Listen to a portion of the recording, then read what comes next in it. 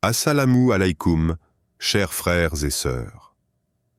Il y a des lieux sur terre qui portent en eux le poids du sacré, et la Kaaba, au cœur de la mosquée Al-Haram à la Mecque, en est le symbole le plus absolu.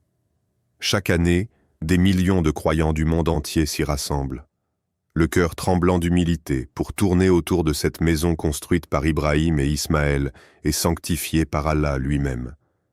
Elle n'est pas seulement un monument, mais un point d'ancrage spirituel, un appel vers le divin. Avant de commencer cette vidéo, n'oubliez pas de liker cette vidéo, car cela nous donne beaucoup de force pour continuer à partager du contenu bénéfique. Et je vous invite à vous abonner à notre chaîne et d'activer la cloche de notification pour rester informé de nos prochaines publications sur la foi islamique. Merci et bonne vidéo. Mais parfois, au milieu de la ferveur, un événement surgit. Un moment si bouleversant qu'il semble défier les lois du monde visible. Un miracle, un signe. Et ce qui devait être un temps de paix et de recueillement se transforme en théâtre d'un avertissement divin. Dans cette vidéo, tu vas découvrir un événement inexpliqué, un miracle survenu à la Kaaba sous les yeux de milliers de pèlerins, mais aussi les signes d'une colère divine. Pourquoi maintenant? Pourquoi là-bas, en Arabie Saoudite? Et surtout, que cherche à nous dire Allah? Prépare-toi. Ce que tu vas entendre va t'interpeller au plus profond de ton âme. La Kaaba, cette structure cubique recouverte de tissu noir brodé d'or, est bien plus qu'un monument religieux. Elle représente le cœur battant de l'islam, le point de convergence de l'ensemble de la Oumma. Chaque jour, 5 fois par jour, des millions de musulmans à travers le monde se tournent vers elle, répondant à un appel ancien, celui de l'adoration pure du Créateur. Son histoire remonte aux origines de l'humanité. Selon le Coran, c'est le prophète Ibrahim, Abraham, et son fils Ismaël qui ont reçu l'ordre divin de construire la maison sacrée sur cette terre bénie. Allah dit « Et quand Ibrahim et Ismaël élevèrent les assises de la maison, ô notre Seigneur, accepte ceci de notre part, car c'est toi l'audient, l'omniscient. » Sourate Al-Baqarah 227. La Kaaba n'est donc pas une simple construction humaine. Elle est une réplique terrestre de la maison céleste, Al-Bayt Al-Mamur, autour de laquelle les anges eux-mêmes tournent en permanence. Sa présence sur terre est un lien direct avec l'invisible, un rappel de l'éternité, de la soumission et de l'unicité de Dieu. Au fil des siècles, la Kaaba a traversé des périodes de gloire mais aussi de profanation. Avant l'avènement de l'islam, elle fut entourée de 360 idoles. Mais avec la mission prophétique de Muhammad Das, elle retrouva sa pureté originelle. Le prophète lui-même, lors de la conquête de la Mecque, brisa ses idoles de ses propres mains en récitant « La vérité est venue, et le faux a disparu. » Car le faux est éphémère. Sourate Al-Isra, 17-81. Depuis ce jour, la Kaaba est devenue le symbole ultime du monothéisme. Elle est la destination du Hajj, l'un des 5 piliers de l'islam. Ce pèlerinage n'est pas un simple voyage physique. C'est une renaissance, un dépouillement de l'ego, un retour à la source. Chaque geste du pèlerinage, le tawaf, circumambulation, la course entre Safa et Marwa, la station à Arafat, trouve son origine dans les récits prophétiques et les épreuves d'Ibrahim, Ismaël et Hajar. La Kaaba est aussi un témoin silencieux des prières versées, des larmes cachées, des invocations désespérées. Des millions de cœurs y ont battu à l'unisson, espérant un pardon, une délivrance, une réponse d'Allah. Alors, quand un miracle s'y manifeste, ce n'est jamais anodin. Et quand des signes de colère divine y sont ressentis ou annoncés, le monde spirituel retient son souffle. Car la Kaaba est un miroir de l'état de la Oumma. Si elle devient le théâtre d'un avertissement céleste, cela signifie que quelque chose de profond est en train de se jouer. C'était un jour ordinaire, en apparence. Le ciel était dégagé au-dessus de la Mecque, la foule des pèlerins accomplissait le tawaf avec piété, les cœurs baignés dans la lumière d'Allah. Mais ce jour-là, quelque chose d'extraordinaire s'est produit. Quelque chose que personne n'attendait, mais que tous ont ressenti comme un frisson sacré, un choc intérieur. Il était un peu plus de 10 heures du matin, lorsque le ciel s'assombrit soudainement. Pas comme lors d'un nuage passager ou d'un changement de météo. Non. Ce voile était dense, étrange, presque irréel. Un silence lourd s'est abattu sur l'esplanade, comme si le temps s'était suspendu. Certains pèlerins ont raconté que les oiseaux qui tournoyaient au-dessus de la Kaaba ont cessé de voler et que le vent s'est levé d'un seul coup, mais sans fraîcheur. Une chaleur étouffante, oppressante, pesait sur les lieux. Puis, au moment où les pèlerins continuaient leur circumambulation, un éclair a frappé, non pas le ciel, mais le sol, juste à côté de la Kaaba. Il n'y avait ni nuage d'orage, ni pluie. L'éclair est apparu sans explication naturelle. Des vidéos ont circulé sur les réseaux sociaux, captées en direct par des téléphones tremblants. Un flash blanc-bleu, suivi d'un bruit sourd, mais ce n'était pas un feu destructeur. Rien n'a été brûlé. Aucun pèlerin n'a été blessé. Mais tous ont vu, tous ont entendu, et tous ont su que ce n'était pas normal. Certains témoins ont raconté avoir vu, à ce moment précis, une lumière intense entourer la Kaaba, comme un halo céleste. D'autres affirment qu'ils ont ressenti leur cœur s'arrêter un instant, submergé par une crainte sacrée, une khashia profonde, comme si Allah lui-même manifestait sa présence. Les imams sur place ont interrompu leur récitation. Beaucoup se sont prosternés là où ils étaient, sans même réfléchir. Des pleurs ont éclaté dans la foule, mêlés à des invocations. Un pèlerin venu d'Indonésie a confié « J'ai cru que l'heure avait sonné. C'était comme si le ciel s'ouvrait. Je n'ai jamais ressenti cela de toute ma vie. » Une femme originaire du Nigeria a dit « Mon cœur s'est mis à battre très fort.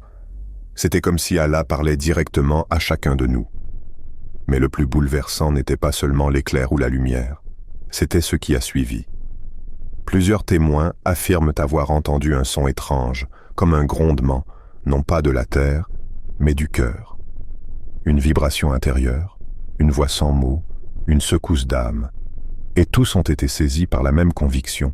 Ce n'était pas un phénomène naturel, c'était un message. Des savants présents sur place ont, dans les heures suivantes, confirmé qu'aucune explication météorologique n'était possible. Aucun orage n'était prévu, aucun équipement électrique à proximité ne pouvait provoquer un tel éclair, aucune perturbation climatique. Mais tous, sans exception, ont rappelé que le miracle ne se prouve pas par la science. Il s'éprouve dans le cœur. La vidéo de l'événement est rapidement devenue virale. Mais au-delà du buzz, quelque chose de plus profond est resté, comme une empreinte spirituelle. Une empreinte que les témoins ont emportée avec eux. Une secousse intérieure qui a réveillé les âmes endormies. Ce miracle à la Kaaba, silencieux mais foudroyant, a été perçu par beaucoup comme un signe de miséricorde, mais aussi d'avertissement. Car juste après cet événement, une série de faits troublants a secoué l'Arabie Saoudite, et certains se sont demandé « et si ce miracle n'était que le début d'un message plus vaste, un appel ou un jugement ?» Dans l'islam, aucun événement n'est anodin, surtout lorsqu'il se produit dans un lieu aussi sacré que la Kaaba. Ce miracle, perçu par des milliers de croyants, n'est pas simplement un phénomène spectaculaire, c'est un signe, un ayat. Et dans le langage du Coran, un signe est une communication divine. Allah ne parle pas toujours avec des mots. Parfois, il parle avec la nature, avec le silence, avec la peur sacrée qui transperce les cœurs. Le fait que ce miracle ait eu lieu à la Kaaba, au cœur même de l'islam, nous interpelle profondément. C'est un rappel puissant que la maison d'Allah n'est pas un lieu touristique, ni une attraction religieuse. C'est un espace pur, destiné à l'adoration sincère, à l'humilité, à la repentance. Si un éclair, une lumière surnaturelle ou une vibration spirituelle s'y manifeste, cela signifie que quelque chose doit être réajusté, dans les cœurs, dans les pratiques, dans les intentions. Beaucoup d'érudits ont vu dans cet événement un signe de réveil. Allah avertit toujours avant de frapper. Il envoie des rappels à ceux qu'il aime, à ceux qu'il ne veut pas voir s'égarer. Ce miracle pourrait alors être une miséricorde déguisée, un choc qui secoue l'âme, une lumière qui perce l'obscurité de l'insouciance. Mais il y a aussi une autre lecture, plus solennelle, celle de l'avertissement divin. Dans les récits coraniques, chaque peuple auquel un miracle est apparu, mais qui a persisté dans l'orgueil ou la transgression, a fini par goûter à la colère d'Allah. Lorsque des signes apparaissent dans des lieux sacrés, c'est souvent parce que les fondations spirituelles sont en danger. Peut-être que ce miracle est venu rappeler que le respect de la maison d'Allah ne dépend pas des apparences, ni de la modernité, ni des investissements somptueux autour du Hajj. Il dépend de la sincérité, de la justice, de l'humilité collective. Peut-être que ce miracle est venu dire « Revenez à l'essentiel ». Pour les croyants sincères, ce miracle n'est pas seulement un fait à contempler, mais une invitation à l'introspection. Que représente la Kaaba dans nos vies? Est-elle vraiment au centre de notre adoration? Avons-nous fait de nos cœurs une demeure pour Allah, comme la Kaaba est la sienne sur terre? Car peut-être que le vrai miracle n'était pas la lumière ou l'éclair. Le vrai miracle, c'est la secousse intérieure qui pousse à changer. Après l'apparition du miracle à la Kaaba, beaucoup ont commencé à remarquer une suite d'événements troublants, comme si une vague invisible mais puissante était déclenchée, touchant non seulement l'Arabie saoudite, mais aussi l'ensemble de la communauté musulmane. Pour certains, ces événements ne sont pas de simples coïncidences. Ils sont perçus comme les conséquences d'une colère divine qui s'abat peu à peu. Sur le plan naturel, plusieurs phénomènes ont frappé la région de manière inhabituelle.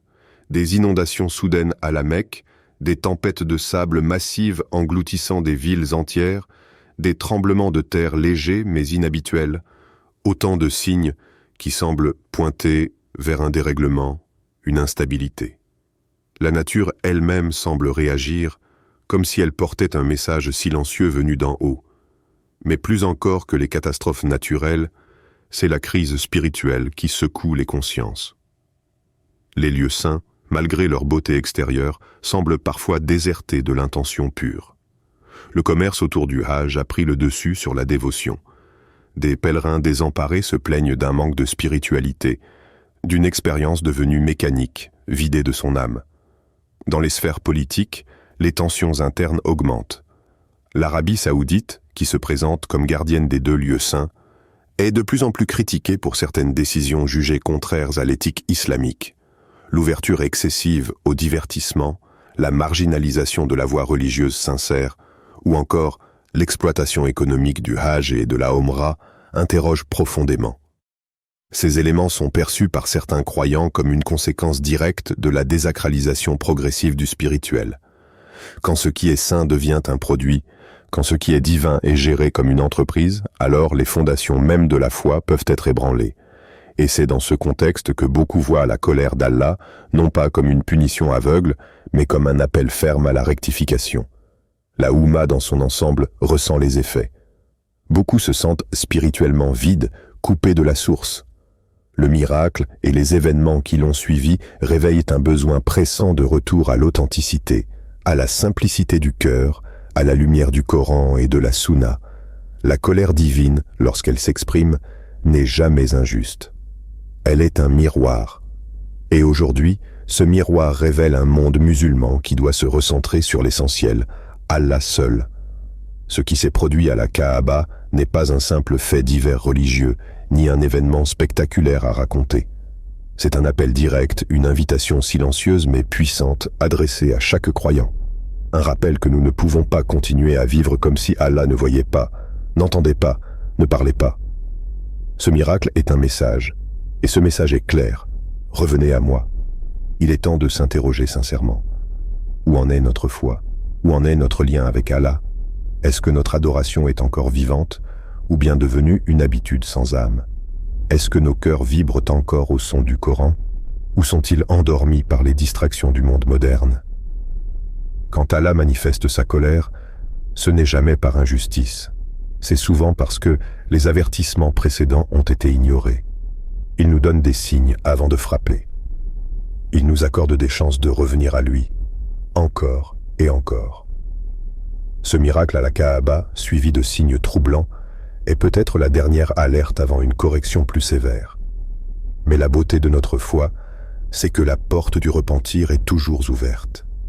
Il n'est jamais trop tard pour changer, pour pleurer ses péchés, pour purifier son intention, pour réparer ce qui a été brisé. Il suffit d'un pas vers Allah pour qu'il fasse 1000 pas vers toi. Ce miracle n'a pas été envoyé pour effrayer, mais pour réveiller. Il est un don, un éclair dans la nuit, une lumière pour les cœurs sincères. Alors toi qui regardes cette vidéo, ne laisse pas ce message te traverser sans t'atteindre. Prends un moment pour t'isoler, pour méditer, pour invoquer. Reconnecte-toi à ton Seigneur. Car peut-être que ce miracle n'était pas destiné à la foule, peut-être qu'il était destiné à toi. Ce que tu viens d'entendre n'est pas une simple histoire, c'est un signe, un avertissement, une secousse.